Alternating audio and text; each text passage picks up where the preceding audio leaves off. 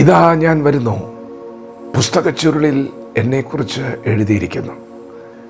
ദൈവമേ, നിൻ്റെ ഇഷ്ടം ചെയ്യുവാൻ ഞാൻ പ്രിയപ്പെടുന്നു.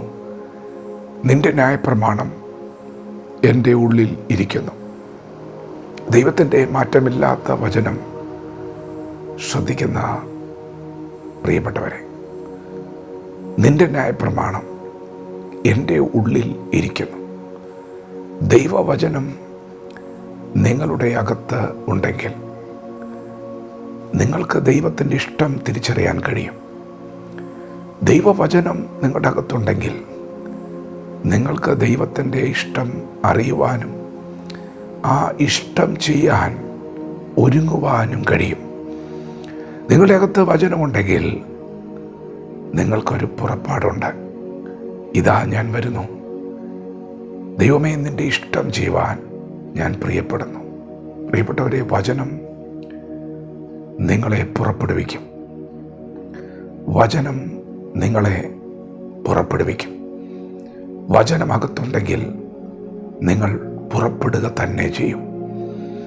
യേശു കർത്താവ് സ്വർഗം വെട്ടി താണഭൂമിയിലേക്ക് വന്നത് മിഷന് വേണ്ടിയാണ്, ആത്മാക്കളുടെ രക്ഷയ്ക്ക് വേണ്ടിയാണ്. 30-ാമത്തെ വയസ്സിൽ ശുശ്രൂഷ ആരംഭിക്കുമ്പോൾ യേശു കർത്താവ് പുറപ്പെടുകയായിരുന്നു. ഗ്രാമങ്ങൾ തോറും പട്ടണങ്ങൾ തോറും സഞ്ചരിച്ചുകൊണ്ട് ദൈവരാജ്യത്തിൻ്റെ സുവിശേഷം പങ്കുവയ്ക്കുകയാണ്. ഒരു ഊരിൽ നിന്ന് അടുത്ത ഊരിലേക്ക് യാത്ര ചെയ്യുകയാണ്. യേശു പുറപ്പെടുകയാണ്. യേശുവിൻ്റെ അകത്ത് വചനമുണ്ട്. പിതാവ് എന്തിനെ തന്നെ ഈ ഭൂമിയിലാക്കി വെച്ചിരിക്കുന്നു എന്ന് യേശുവിന് വ്യക്തമായ ബോധ്യമുണ്ട്. പിതാവിൻ്റെ ഇഷ്ടം എന്താണെന്നറിയാം.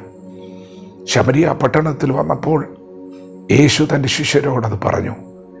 എന്നെ അയച്ചവൻ്റെ ഇഷ്ടം ചെയ്ത് അവൻ്റെ വേല തികയ്ക്കുന്നത് തന്നെ എൻ്റെ ആഹാരം.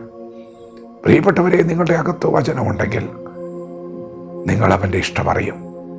നിങ്ങൾ ഒരുങ്ങും, നിങ്ങൾ പുറപ്പെടും.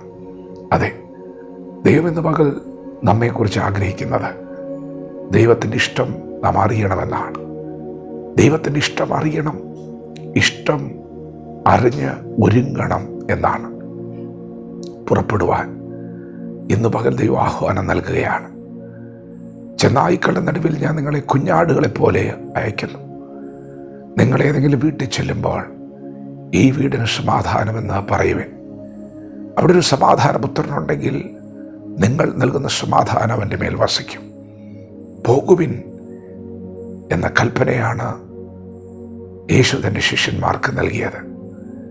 ഒടുവിൽ പറഞ്ഞു, നിങ്ങൾ ഭൂലോകത്തിലൊക്കെയും പോകുവിൻ, സകല ജാതികളോടും സുവിശേഷം പ്രസംഗിക്കുവിൻ. പ്രിയപ്പെട്ടവരെ, നിങ്ങളുടെ അകത്ത് വചനം ഉണ്ടെങ്കിൽ നിങ്ങൾക്കൊരു പുറപ്പാടുണ്ട്. അതാണ് ദൈവേഷ്ടം, അതാണ് ദൈവഹിതം. മറ്റൊരു ഹിതവുമില്ല. പുത്രൻ തമ്പുരാൻ എന്തിനീ ഭൂമിയിലായിരിക്കുന്നു?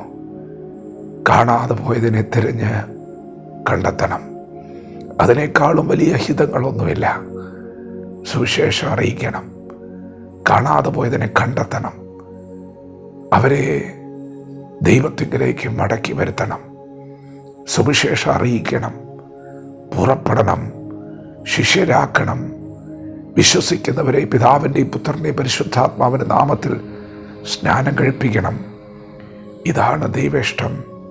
ബലഹീനരെ താങ്ങണം, ഉൾക്കരുത്തില്ലാത്തവരെ ശക്തിപ്പെടുത്തണം, ക്രമം കെട്ടവരെ ബുദ്ധി ഉപദേശിക്കണം, എല്ലായ്പ്പോഴും നന്മ ചെയ്തുകൊണ്ടിരിക്കണം. ഇതാണ് ദൈവേഷ്ടം. പ്രിയപ്പെട്ടവരെ, ഇഷ്ടം അറിയണം, ഒരുങ്ങണം, പുറപ്പെടണം. വചനം അകത്തുണ്ടെങ്കിൽ നിങ്ങൾക്കൊരു പുറപ്പാടുണ്ട്. വിശ്വാസത്തോടെ വചനത്തോട് പ്രതികരിക്കാം. ദൈവം നമ്മെ ഓരോരുത്തരെയും പകൽ അനുഗ്രഹിക്കുമാറാകട്ടെ. ആമേൻ.